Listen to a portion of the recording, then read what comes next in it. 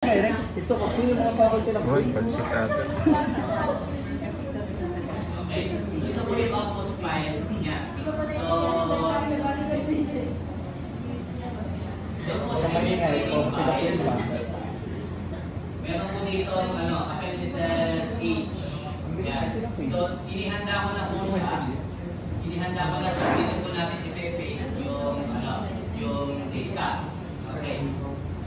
So, ito po, binigay ko na sa inyo bago ito sa hindi nakagawa. I-copy lang po natin siya. Copy lang. Yung lahat na yun. Yung lahat na yun. Pag po pinis natin siya ay magulo. So, lalagay ko ay right-click.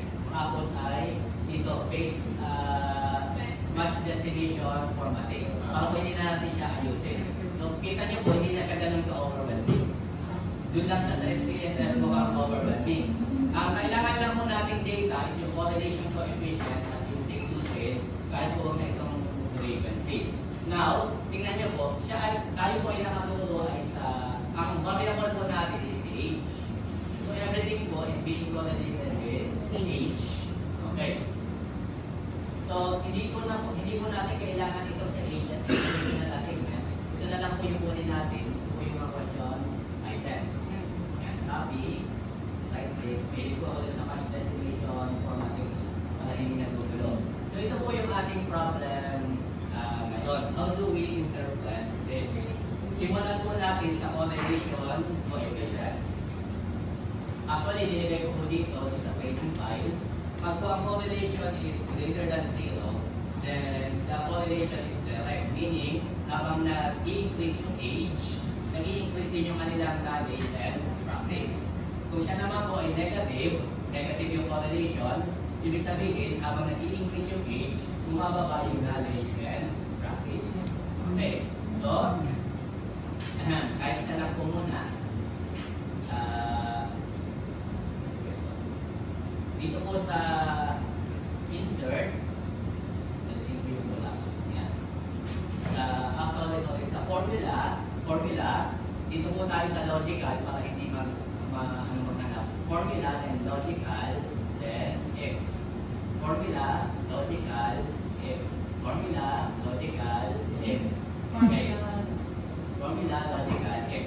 Ang logical test po is, sa totoo lang po sa medical science, ang gamit talaga ay 0.01 or lower.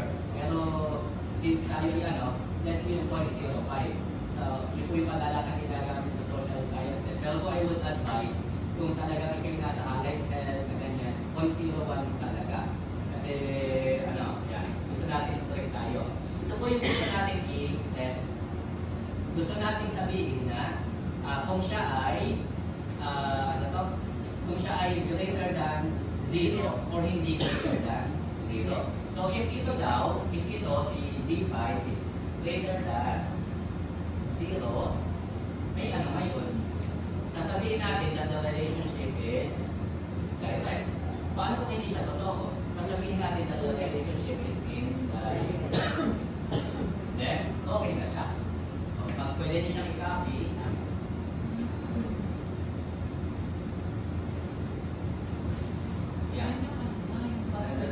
Meron na siyang interpretation. So anyway, dito naman tayo sa ulitin ko siya mamaya. Dito naman tayo sa descriptive equivalent. Gusto natin malaman if the relationship is statistically significant or not. And then, papaliwanag ko ano ba yung sabihin na significant or hindi significant. Okay. So, ganun din sa logical if. Yan. If ito ay 0.05 or lower, sasabihin natin na significant. Otherwise, ay not significant. So, kung siya ay lower or equal to 0.05, sasabihin natin na siya ay significant. Otherwise, sasabihin natin siya ay not significant. Okay? So, meron na tayong interpretation. Pwede natin i-copy itong pareho. Then, then ulitin natin So, sa formula, logical, and so ito yung yung nile-lecture kanina ni Ma'am Amy, tapos nagkakala si Sir Ibe. Ito yun. Mm. Yung merong automatic way to determine kung ito yung range, mga ganyan. So, yan. Oh, nag-automatic yan. yan. Ang natin is itong correlation, correlation. Kung gusto natin malaman kung siya ay greater than 0. Kung siya ay greater than 0, the relationship is direct. Kung hindi siya totoo, kasi less than 0, it is indirect. Okay. Dito naman sa descriptive equivalent, kung ulit tayo sa logical, yan. Ito ang gusto natin i-test. Kung siya ay lower than or equal to 0.05.